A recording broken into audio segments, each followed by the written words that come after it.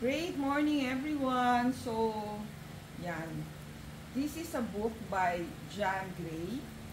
Ito po yung binabasa natin, nag-share natin sa inyo for the past years, no? So, ito naman is Men Are From Mars, Women Are From Venus.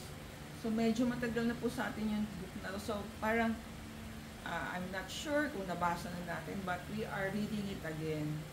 No? So parang hindi pa natin nabasa it looks. No? So talks about the differences, just like this book, it talks about the differences between man and woman. So iba-iba daw kasi yung factors.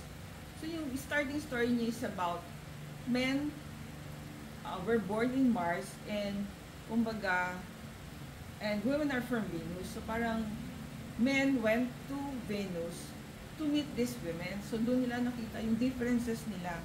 So at the start, they lay the roles, but eventually, hindi pa rin sila magkasundo. So parang, through the book, I think he will be discussing yung different challenges natin ng men and women. So sabi niya nga, there's a complex question to which there are many answers, ranging from biological differences, parental influence, education, birth order, pati birth order, to cultural conditioning by society, media, and history.